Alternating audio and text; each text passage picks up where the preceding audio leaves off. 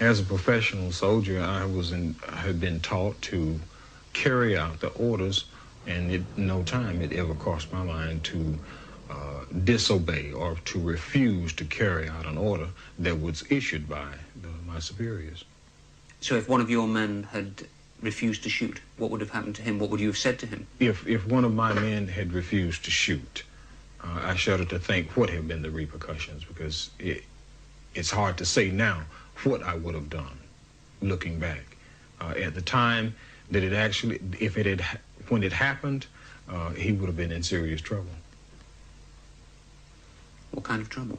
He could have faced court-martial. He could have been shot on the spot for refusing an order in face of the enemy, in face of hostile fire. Someone refuses to carry out an order, he's in trouble. But there was no hostile fire. At the time, we didn't realize it. There was no hostile fire at the time. So are you suggesting that if one of your troops had refused to shoot, shall we say, an old woman or a young child at My Lai on that day, that they would have faced disciplinary action? They most definitely would have faced disciplinary action had they refused to fire or kill or carry out the orders, yes. But these were young kids. Most of them had never killed anybody before. I mean, to kill a child seems a monstrous thing. Why were these people able to do this without questioning it? I feel that they were able to carry out the assigned task, the orders. That meant killing small kids, killing women, because they were soldiers. They were trained that way. They was trained that when you get into combat, it's either you or the enemy.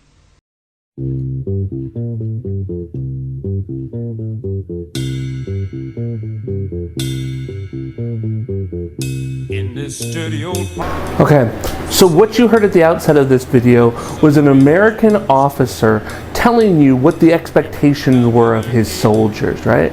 And I really want to start off this video by asking you a question. What does it mean to be a soldier, right? Is it just a job? Is it a calling? Is it something more? I think to my own experience, right? I've never served in the military, right? I'm a teacher by trade, right? I think of myself as hopefully being a pretty good teacher, right? I spend a lot of time doing things, thinking about teaching, right? I spend a lot of time trying to engage with my students, and it's really important to who I am. I don't know who I would be if I wasn't a teacher anymore. But when I think about my role as a teacher, I always have to say, am I a teacher first or am I a human first? Is learning more important than the well-being of my students? And always, always, always the answer is I'm a human being first, right? If you think back to what was said, it kind of sounds like soldiers are expected to be inhuman if asked to do so. And you got to think about this. All of the young men that were going out there, most of them were under the age of 25, right? We're looking at a lot of people that are fresh out of high school, have no real life experience, and now they're being given guns and asked to kill people that they've never met for an idea that they probably don't understand. So now we're going to talk about one of the most gruesome and inexcusable events that happened during the Vietnam War, okay? Now, in March of 1968, right, just less than 2 months after the first shots were fired during the Tet Offensive, Charlie Company was given a specific task. Now, Charlie Company was a part of the 11th Division. It's a group of soldiers, right? And they were being sent to a particular province within South Vietnam, and they were told to root out any Viet Cong, any Southern supporters of the North, because they were told that there was a hot spot there, right? And there were a lot of hot spots in this area because it was close to the northern border, right? Troops used to call this area Pinkville, right? To kind of signify that there's communist support in the area, right? When they get there, kind of all hell breaks loose. And there's a lot of different stories that are told about it, but what ultimately happens in the hamlet of My Lai is that U.S. troops open fire on innocent women, children, and men, killing almost all of the 500 inhabitants there, right? The only reason why we know about this today is because of the reporting of a helicopter pilot by the name of Hugh Thompson, right? Hugh Thompson was flying over My Lai and saw the shooting, landed his helicopter, and was asking what's going on. He was told by the U.S. troops to get out of there, to which he refused. He ended up saving a handful of Vietnamese like civilians, villagers, right? But afterwards, he reported what he had seen, and initially, all of that was shut down, right? But word spread. Catch this video of a letter that was written by a soldier to Richard Nixon, describing what he had heard about what happened in My Lai.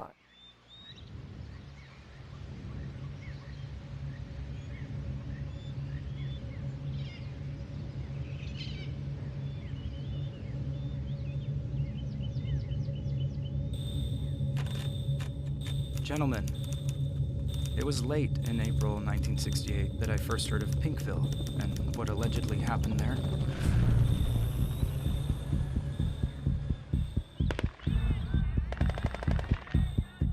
But in the following months, I was to hear similar stories from such a wide variety of people that it became impossible for me to disbelieve that something rather dark and bloody did indeed occur in a village called Pinkville in the Republic of Vietnam. In April 1968, I happened to run into Private First Corporal Butch Groover.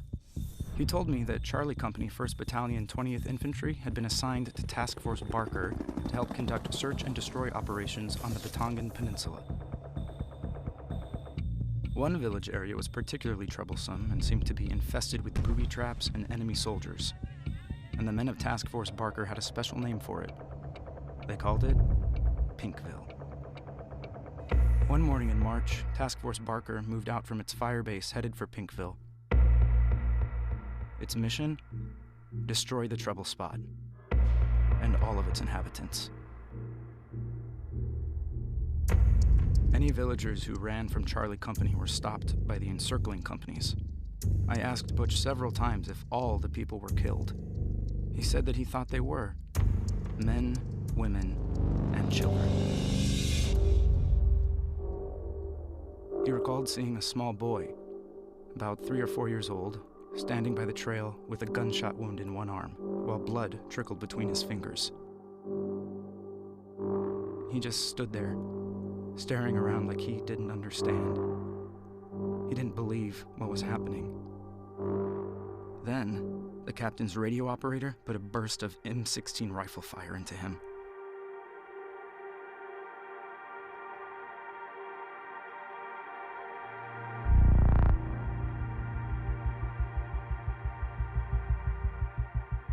One of the company's officers, 2nd Lieutenant Callie, had rounded up several groups of villagers.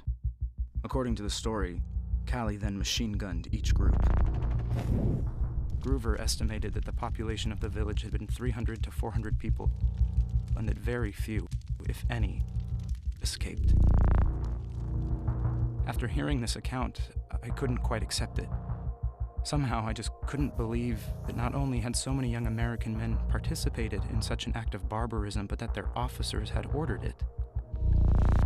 I became determined to ask them about Pinkville so that I might compare their accounts with Private First Corporal Groover's. Instead of contradicting Butch Groover's story, they corroborated it. It was terrible. They were slaughtering villagers like so many sheep.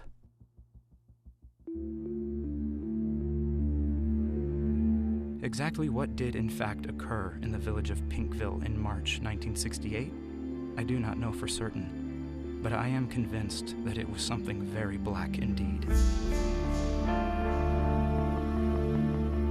I think that it was Winston Churchill who once said, "A country without a conscience is a country without a soul, and a country without a soul is a country that cannot survive."